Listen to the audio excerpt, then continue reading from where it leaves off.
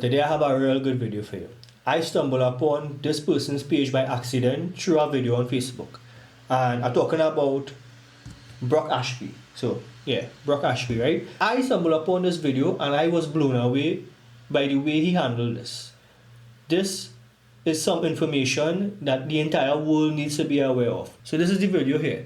You can see you get 4.3 million views, and for a good reason. What I eat today as a fat girl who barely eats anything. Okay, let's get into this. For breakfast, I had half of this smoothie with strawberries and PB2 powder. 282 calories with 16 grams of protein if she used full cream milk. In her mind, she eating the least amount of calories that she could. That's what she's thinking. But what she really doing is eating the least amount of food that she could. And I'm going to show you how that always doesn't pay up with the calories. I had a sandwich on keto bread. I had turkey, tomato, basil, and mayo. 380 calories with 11 grams of protein. So you could see exactly what he's doing, right? From the beginning of the video. He telling you the calories that she getting, and he also telling you how much protein each meal have. So at the end of the video, he's going to add up all the calories and add up all the protein and show her. Then I got this rainbow sherbet energy drink from 7. This is sugar-free, so I'm just going to mark this as 0 calories, and this is a really great way to curb hunger. Then for lunch, I had some mixed greens with this plate of sweet potato, avocado, cottage cheese, and tomatoes. 414 calories with 22 grams of protein. This is a fantastic meal. For a snack, I had some strawberries, and I found some keto whipped cream, which actually was really good. 293 calories with only 1 gram of protein. And then some of these imitation crab sticks. 80 calories, 6 grams of protein.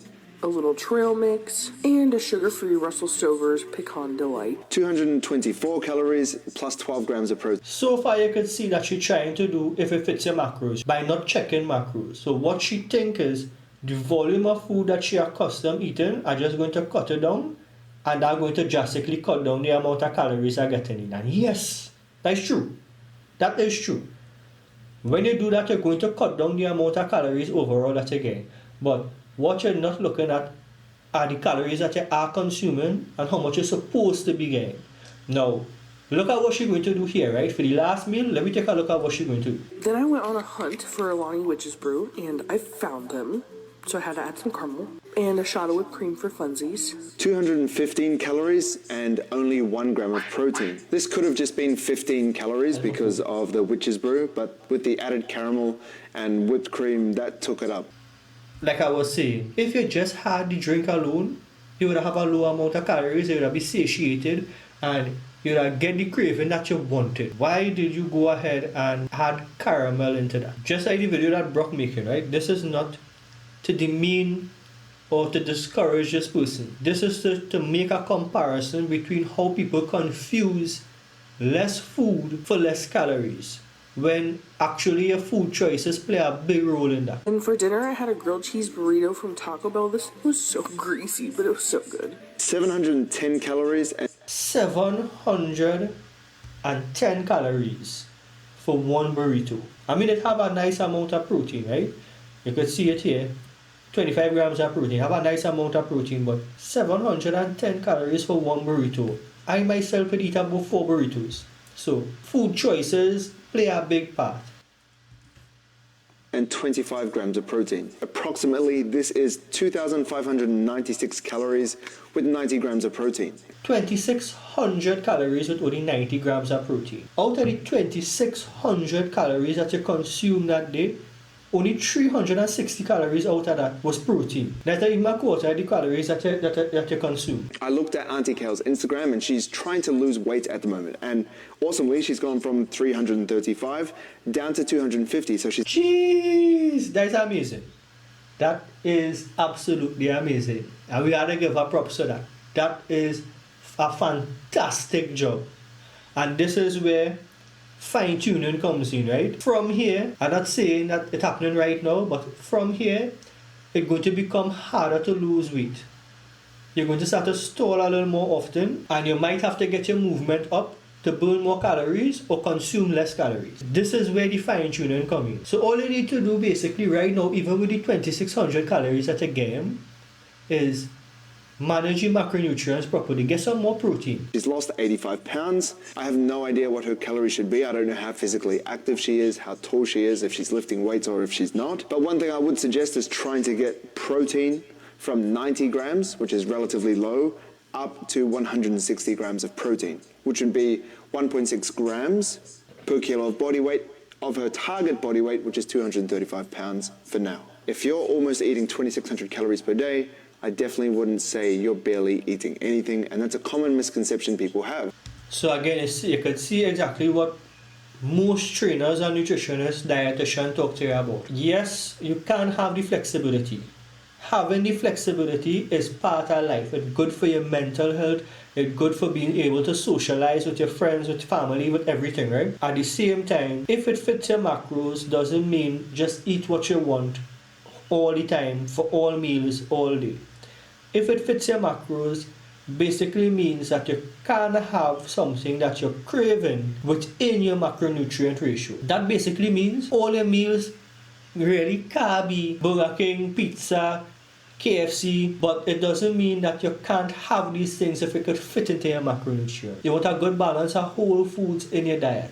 So basically what you want to do is get the majority of your calories from whole foods, good clean foods, and that's a taboo term now, right? Clean foods, but everybody know what I mean by clean foods.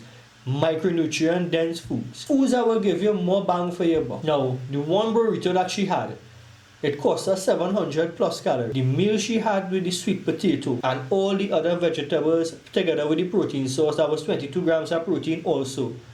That was less calories, or almost the same amount of calories, and I am sure it was more filling.